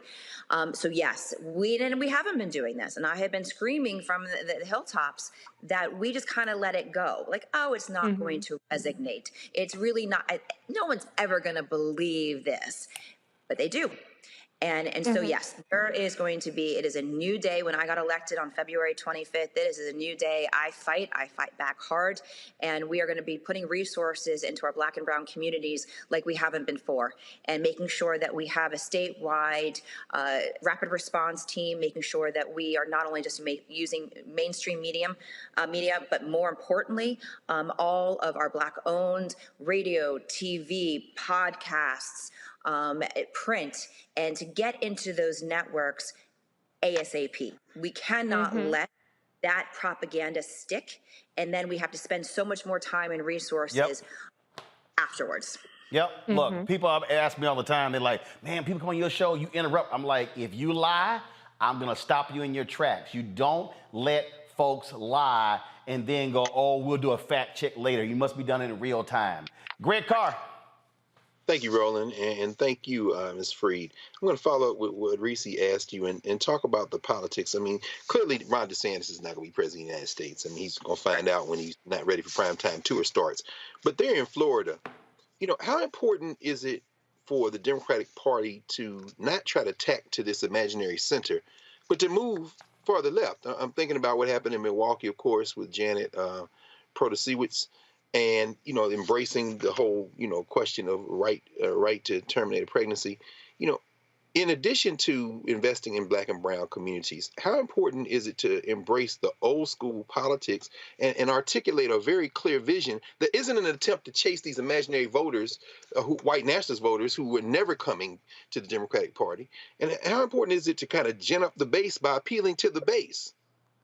1,000% has to be done. And that is, you know, realistically why we lost.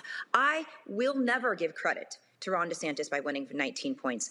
Democrats lost by 19 points.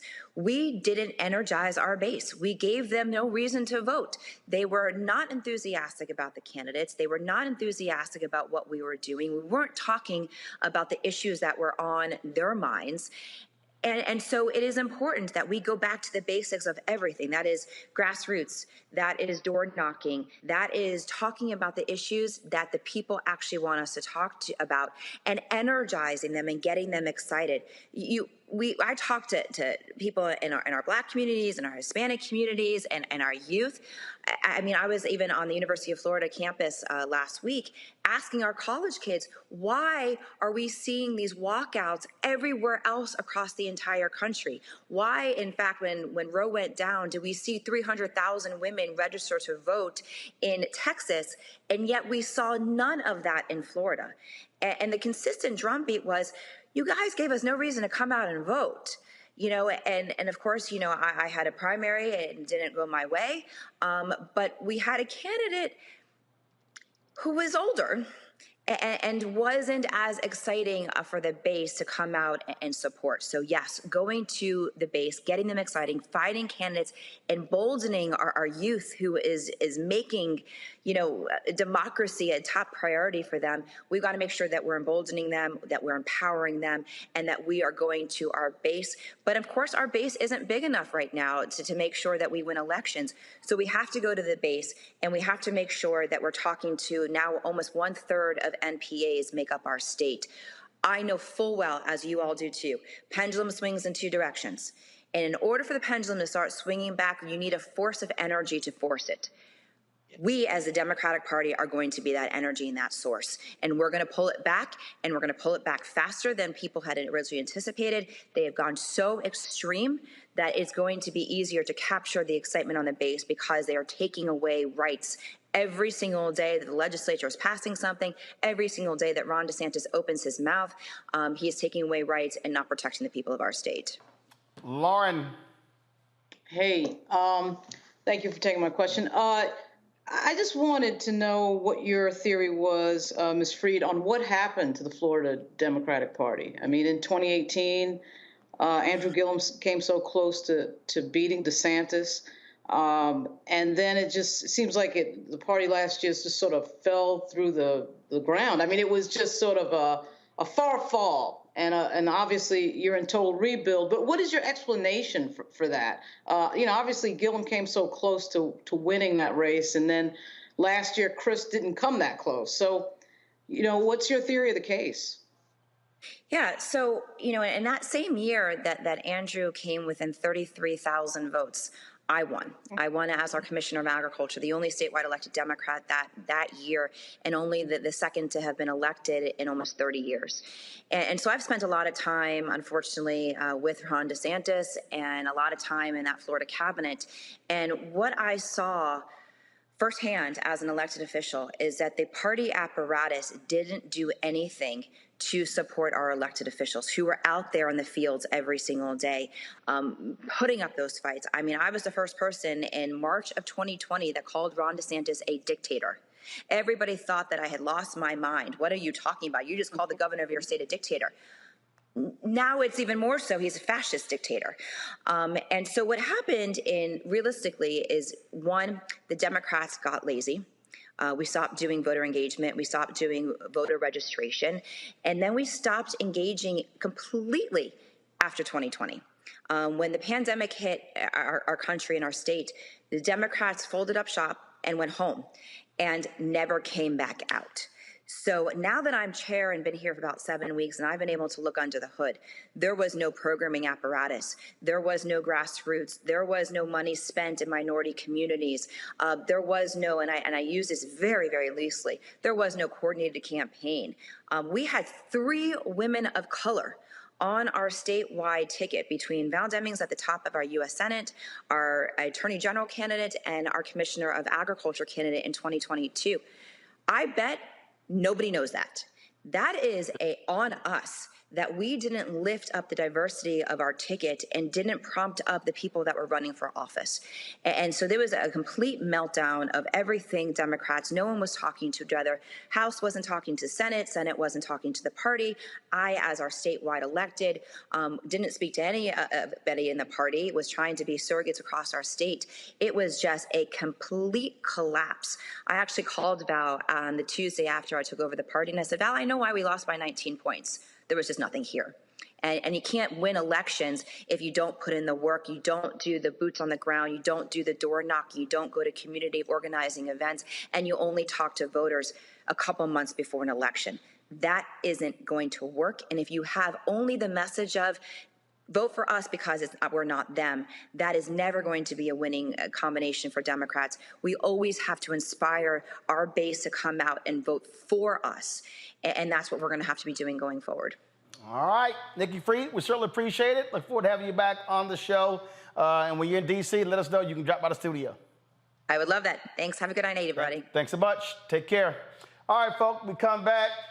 I know I did it yesterday, but I gotta play again that silly-ass video Senator Tim Scott released announcing, because I know Greg and Reese and Lauren been waiting to comment on that. And I gotta play some for y'all of Representative Justin Jones schooling them on the Bible on the floor in Tennessee. Y'all know what y'all watching, the blackest show in America. Roland Martin Unfiltered right here on Black Star Network. Support us in what we do. Download the app, Apple phone, Android phone, Apple TV, Android TV, Roku, Amazon Fire TV, Xbox One, Samsung Smart TV. And why should you support us with your dollars? Because ain't nobody else rocking an HBCU shirt, wearing some black-owned tennis shoes. Y'all know how we do it. Check your money orders, P.O. Box 57196, Washington, D.C. 20037-0196. Cash App, $RM Unfiltered. PayPal, R Martin Unfiltered. Venmo is RM Unfiltered. Zelle, Roland@RolandSMartin.com. Roland@RolandMartinUnfiltered.com. I'll be right back. We feel the hidden impacts of climate change that land harder in Black, brown, and Native communities. Not many people talk about it because they clearly don't know our lives. But with President Biden's landmark infrastructure and climate plans, our issues are finally seen. Removing lead pipes means we know our water is safe. Cutting carbon pollution helps our kids breathe easier. 1.5 million new jobs means stable work in communities. The impact we need. Right now. I lost my daughter. I didn't know where she was. So I had to figure out how to survive, how to eat, how to live. I don't want to go into the details because she's here, first of all. She may not want me telling that story. But possession of her, the family broke down, fell apart. I was homeless. I had to figure out, I didn't have a manager or an agent or anybody anymore, and I'm the talent. So I got to figure out how to be the agent. I had to figure out, how does business work?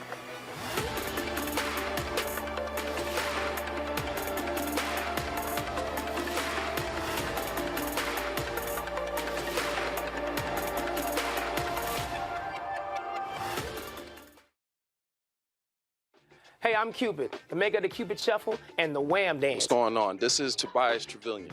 And if you're ready, you are listening to and you are watching Roland Martin Unfiltered.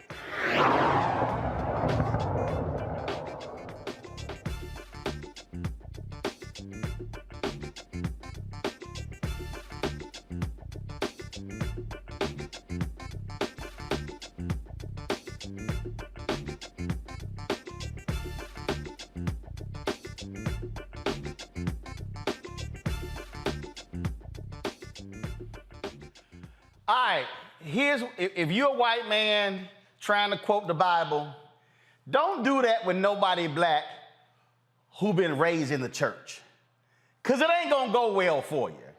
This was today in Tennessee. I saw the clip. I had to play it. I ain't got no reason to play it, except I can. Hit play.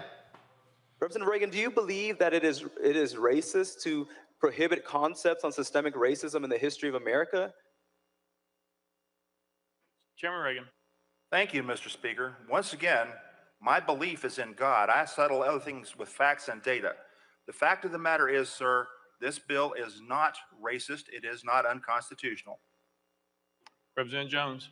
We keep bringing up God, but God says in Isaiah 10, woe to those who pass unjust laws that hurt the poor and rob them of their rights. And so stop using God to justify your bigotry. Stop using God to justify hatred and racism. Stop using God to put a... Jones, you are out of order. That's called smacking that ass. That's what I don't know why they keep trying that, brother. Reese, I don't understand why they keep trying him. He gonna embarrass him. You know, they sitting there like, dang, he back. I love it, love it, love it. And the crazy part about it is, most people will not even have a clue who he is, but for the fact that they did this completely racist, fascist stunt to get him out of the assembly. And now they can't even expel him again. So he can really let them have it over and over and over again. They can't do nothing but be salty and cry like a bitch, like how they were on that tape. And you know, it burns them up inside every time he talks. I am 100% here for it. Oh, absolutely, absolutely. Okay, now I told y'all last hour, we didn't play it earlier, but when I heard silly ass white nationalist, spoiled ass rich kid, no talent, used to be a bow tie wearing punk ass Tucker Carlson, sit here and actually try to talk about Malcolm X in reference to Justin J. Pearson, I said, you have got to be out your white nationalist mind. Play that bullshit. Justice. Justin Pearson has changed quite dramatically, as you can see. He transitioned from a crypto white kid into the modern incarnation of Martin Luther King Jr. himself. It's remarkable, really. But he's not alone in that. You see this all the time. Everybody in the Democratic Party wants to be Martin Luther King at this point. Even Joe Biden, who during the famous March on Washington was enjoying the many benefits of life as a college student in a racially segregated state. Now, he's MLK. They all are. But you got to ask yourself, as long as we're mimicking civil rights leaders who died almost 60 years ago, why not some variety? You never see politicians transition into, say, Malcolm X. Why is that? Maybe because Malcolm X didn't talk like a sharecropper. He spoke dignified standard English. He wasn't running a shakedown racket to fleece guilty white liberals. Malcolm X had self-respect, so he despised guilty white liberals, and he said so. He believed in self-improvement. He knew who the enemy was. So maybe it's not surprising that Malcolm X is not a popular transition choice in 2023. Al Sharpton, by contrast, is increasingly popular, especially now that he's skinny and has a paying job. Sandy Cortez of Westchester recently pulled off a double transition. Not only did she change sexes, Al Sharpton identifies as a man. All right, see right here, y'all. If there was a segment of this show right now, it would be called This Motherfucker. Go ahead, Greg. No, man, you know, it's funny how these things converge. Malcolm X, born in Omaha, Nebraska. I'm sure you remember Ernie Chambers, who for many years was the only non-white member of the Senate, state Senate in Oklahoma. Nebraska. I'm sorry. Thank you. Nebraska. Thank you. And oh, yes, that's right. Thank you. Thank you, Roland. Looking at young brother Jones, you know, and as you say, Reese, nobody would have known, well, very few people, political wonks would have known, Laura Victoria Burke would have known, but the general public wouldn't even have known who those two young brothers were. Now what they are guaranteed from now on is bully pulpits. Mm-hmm. And so when this white boy is drugged through the mud, this 74-year-old white man from North Carolina who was attempting to say he represents God, he will now be embarrassed. And, you know, whether they ever pass a bill or not in the legislature, like Ernie Chambers did for many years in Nebraska, you've now got two young people who will set fire to everybody in the legislature. Now, contrast that with Tucker Carlson, as you said, a real excellent example of affirmative action. Because affirmative action means whiteness. That's what that means. As you said, no talent, Tucker Carlson. The irony is, I guess, if he were in the legislature and one of them would question him and say, sir, so are you calling Martin Luther King someone who didn't speak the King's English by contrasting him with Malcolm X, who, while he was in prison, listened to Paul Robeson records incessantly. Paul Robeson was such a big hero to Malcolm X that at Lorraine Hansberry's funeral, when Malcolm came to the funeral and saw Paul Robeson sitting there, he was so intimidated by the fact Robeson was there. I think it was Ozzie Davis. He asked, do you mind introducing me to Paul? So my point is that we speak in all kind of ways. And right. Tucker Carlson think he's being Tucker Carlson think he's being cute. What you really just did is say that Martin Luther King speaks like Pygmy Markham. Right. He was saying MLK spoke like a sharecropper. Oh, we knew exactly what the shade there was. And let's just be real clear, Tucker. You talk about how Malcolm X spoke. Your ass don't agree with Malcolm X on nothing. So don't be trying to sit here and all of a sudden, who speaks the proper language? Here's what we do know: the guy you replaced, he spoke the King's English when he was leaving them freaky ass voicemails and sexually harassing and sexually assaulting people. We know your former boss, one who put you in your place, Roger Ailes, spoke the King's language when he was sexually harassing so many damn women. Oh, when Eric Bolling, he spoke the King's language at Fox News when he was sending penis pics to various people there. We know Ed Henry spoke the King's language, and he has got fired for sexually harassing folks there as well. Hell, we could go, Kimberly Guilfoyle, who, well, I don't know what the hell she speak, but she speak MAGA Trump. Her ass got fired for sexual harassment. So Tucker, shut your punk ass up trying to sit here and question how Justin talks or how he changed. Your wimp ass used to wear bullshit ass bow ties, and now you trying to look all dignified wearing a tie. Man, come on with that nonsense, because we also know you the founder of the Daily Caller, where you've had racist folks writing for you as well. Reese, go ahead if you want to comment on this little silly fool. Fuck Tucker Carlson. That's all I got to say. Okay. Well, there we go. Lauren, got anything to say? It's insecurity. I mean, it's just racism and insecurity. There's really not much to say. Dr. Carr summed it up. Well, we're going to do this here. I'm going to go to a break, and I just had to play this again. I don't even know what to say.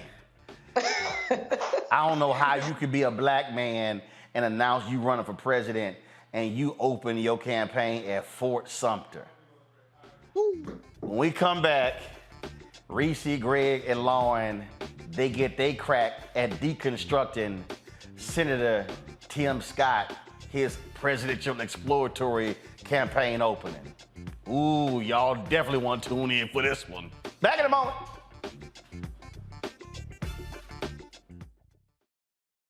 When you talk about blackness and what happens in black culture, we're about covering these things that matter to us, speaking to our issues and concerns. This is a genuine people-powered movement. There's a lot of stuff that we're not getting. You get it, and you spread the word. We wish to plead our own cause. Too long have others spoken for us. We cannot tell our own story if we can't pay for it. This is about covering us. Invest in black-owned media. Your dollars matter. We don't have to keep asking them to cover our stuff. So please support us in what we do, folks. We want to hit 2,000 people, $50 this month, raise $100,000. We're behind 100,000, so we want to hit that. Y'all money makes this possible. Checks and money orders go to P.O. Box 57196, Washington, D.C. 20037-0196. The Cash App is $RM Unfiltered. PayPal is R Martin Unfiltered. Venmo is RM Unfiltered. Zelle is Roland@RolandSMartin.com. Next on the Black Table with me, Greg Carr, Dr. Kwasi Kanadu, author, scholar, and healer. He is one of the truly representative thinkers and activists of our generation. I had a dream, a particular night, and when I woke up, several ancestors came to me, and they came to me and said, "We really like what you're doing, but you have to do more." His writing provides a deep and unique dive into African history through the eyes of some of the interesting characters who have lived in it, including some in his own family. The multi-talented, always fascinating Dr. Kwasi Kanadu on the next Black Table here on the Black Star Network. Hello, everyone. It's Kiara Sheard. Hey, I'm Taj. I'm Coco. And I'm Lily. And we're SWV. What's up, y'all? It's Ryan Destiny, and you're watching Roland Martin Unfiltered.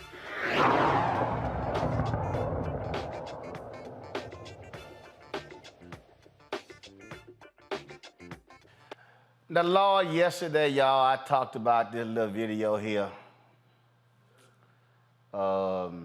I still, 24 hours later, I still know what the hell we watched.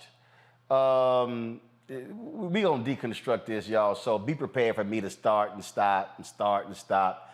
I'm gonna try not to sit here and set a blowtorch to that damn video player.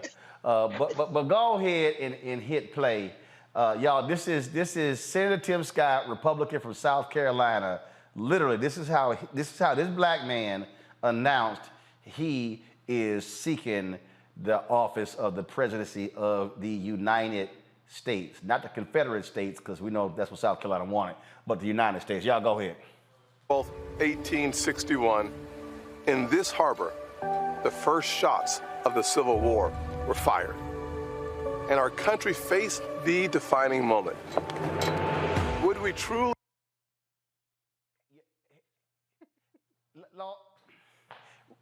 Lauren, his ass couldn't even say what the defining moment was. He just said the defining moment. Right. You know what? I don't know what to say about Tim Scott anymore. I think, at the end of the day, it feels like some sort of odd defense mechanism. I feel like he's grown up sort of accommodating in his mind what he's had to do to please and placate white people around him.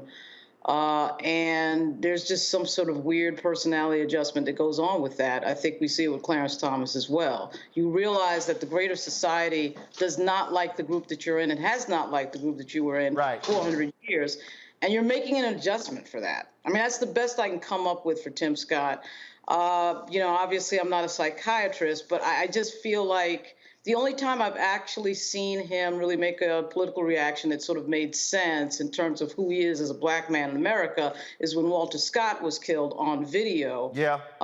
Scott, no relation, of course, the man that was shot in the back 6 times by a cop, and then he got all outraged with Lindsey Graham. That was about it. But this video, this presentation is really, you're talking effectively to white racists in this. You're messaging. Hold on. Wait, we ain't done with it. Hold on. I'm gonna play a little bit more of it, y'all. Go ahead, play it. We be one nation, under God, indivisible, with liberty and justice for all. America's soul was put to the test, and we prevailed. Today, our country is once again being tested. Once again, our divisions run deep, and the threat to our future is real. Joe Biden and the radical left have chosen a culture of grievance over greatness. Stop.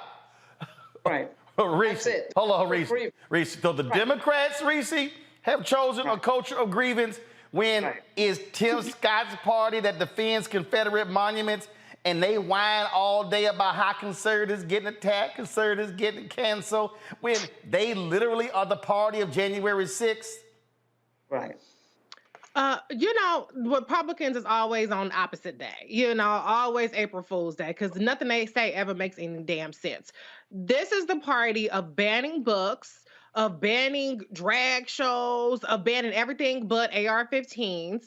They would have your ass be a slave, Tim Scott. So I'm very confused by this little Confederacy union thing going on, because yo's party, even though the names have switched, are on the side of the Confederacy. Yo buddy down there in Mississippi, Tate Reeves, calls this Confederate Heritage Month. So it's really, really, really, really weird that he is talking about indivisible justice for all, soul of the country, when the soul that you are trying to represent is white nationalism and white supremacy, boo. All right, we ain't done. Press play. Listen. Promoting victimhood instead of personal responsibility, and they're indoctrinating our children to believe we live in an evil country. And all too often, when they get called out for their failures, they weaponize race to divide us, to hold on to their power. When I fought back against their liberal agenda, they called me a prop, a token, because I disrupt their narrative. I threaten their control. They know the truth of my life disproves their lies. What the hell do you threaten? I mean, you're the junior senator from South Carolina. All you do is follow Lindsey Graham around like a little puppet, and you the one who killed the George Floyd Justice Act. Hello. Press play. See, I was raised by a single mother in poverty. The spoons in our apartment were plastic, not silver. But we had faith. We put in the work, and we had an unwavering belief that we too could live the American dream. Tim, how many broke people in South Carolina? How much money does your state get from the federal government? Tell us about the condition of schools in South Carolina. Please tell us about the conditions of African Americans in South Carolina. Please tell us how, under Republican rule, black people are so wonderfully great in South Carolina. I'll wait. Press play. I know America is a land of opportunity, not a land of oppression. I know it because I've lived it. That's why it pains my soul to see the Biden liberals attacking every rung of the ladder that helped me climb. If the radical left gets their way, millions more families will be trapped in failing schools, crime-ridden neighborhoods, and crushing inflation. He just said, Greg, that the liberals attack every rung of the ladder that made me successful. Which party wants to cut food stamps? He said his mama was in poverty.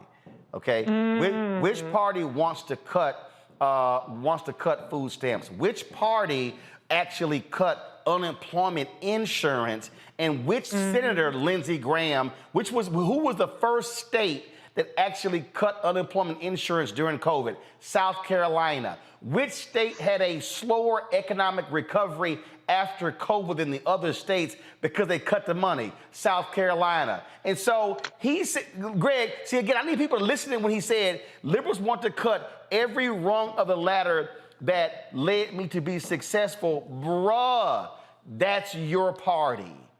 I play it out, and then, Greg, I want you to respond. Go. On my watch. This is personal to me. I will never back down in defense of the conservative values that make America exceptional. And that's why I'm announcing my exploratory committee for President of the United States. I will defend the Judeo-Christian foundation our nation is built on and protect our religious liberty. I will stand up to communist China and restore opportunities for hardworking Americans to thrive and prosper. I will fight to give every parent a choice in education so their children have a better chance in life. I will defend our borders and our neighborhood streets, and I will protect our most fundamental right, the right to life itself. I bear witness that America can do for anyone what she's done for me, but we must rise up to the challenges of our time. This is a fight we must win, and that will take faith. Faith in God, faith in each other, and faith in America.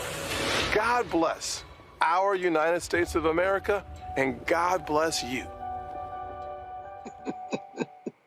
The reason why this is one of the most brain-dead ads I've ever run is that the Confederates never lost Fort Sumter. Fort Sumter literally was the beginning of the Civil War because the white folks of South Carolina wanted to keep people like Tim Scott in slavery. And you literally are opening your campaign at what should be the land of domestic terrorists. Let me say it again, everybody who's listening. Let me say it to anybody who's listening. If you go over to Germany, do you know how they treat the camps where Jews were killed? They don't treat them as celebratory places. You will never see a candidate say, let me open my campaign in the standing in one places where the ovens are. But Greg, Tim Scott literally decided to open his at Fort Sumter, of all places, where they wanted to defend and keep slavery. Absolutely, Roland. Well, we saw Tim mission accomplished, Scott. He opened his audition for the vice presidency slot on the white nationalist ticket with that beautiful video. He seems to have forgotten that flag that he was so proud of. You won't catch me wearing an American flag, but the one that's over Fort Sumter now was actually raised there April the 14th, 1863, when Martin Delany, Major Delany, the highest-ranking black military officer in the United States, came aboard the Planter. Those of y'all who know your history, that would be the ship that Robert Smalls and his family got away from the Confederates, and he ultimately became the captain of the Planter, came back to D.C. as a congressman. But Robert Smalls, Martin Delany on the Planter sailed to Fort Sumter in the company of the son of Denmark Vesey. That's right, Vesey, who had led that rebellion, who had been one of the founders of Mother Emanuel AME Church.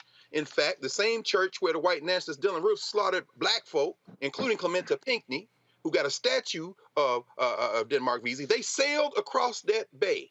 And Robert Smalls, Martin Delany, Denmark Vesey's son, and thousands of black people stood there as they put that American flag up. Now, of course, there's another story that's told by the white nationalists and the Lindsey Grahams, the Mitch McConnells, you know, the ones who employed Tim Scott.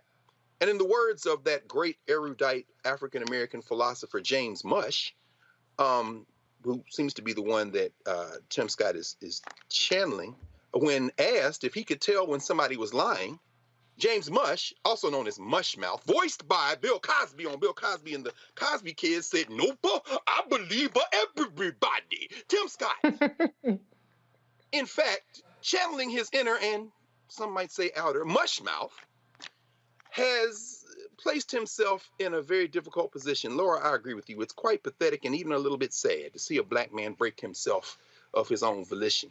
But when you do it at Fort Sumter, brother, you are defecating on the blood ancestors who fought to get that island back, not for the United States, but for their liberation. You, sir, are a traitor to African people, and to our common humanity. Good luck becoming the vice president for whichever person you're going to be a personal valet from, if you indeed get on the ticket. Lord, you open it for something. Lord have mercy. All right, y'all. That's it for us. I got to bounce. This has certainly been quite an interesting show. Yesterday I was rocking North Carolina A&T. Today I'm rocking Dillard. And again, rocking the Rock Deep Global kicks. And so y'all know how we keep it real black. Reese, Lauren, Greg, thanks so much for joining us on the panel. Don't forget to, folks, support us in what we do. Look, what we're building here is something nobody else is doing. Let me be real clear. Nobody else is doing what we're doing, okay? Not Essence, not Blavity, not Black Enterprise, not The Grill, not any people. They ain't doing what we're doing. We truly are building a 24-hour, 7-day-a-week black news and information network that is black owned, that is independent, that we run and control. Your resources make that possible. And so first, download our app. We got 1 million plus people who subscribe to our YouTube channel. We should have 1 million people who are downloading the Black Star Network app. Apple phone, Android phone, Apple TV, Android TV, Roku, Amazon Fire TV, Xbox One, Samsung Smart TV. Why is the app important? We have not been on Facebook all week because they put a block on our page complaining about some video. And so this is when we have our own app, then no one can block us. YouTube can't block us, Facebook can't block us, Instagram can't block us because we own and control it. That's why we got to have our own.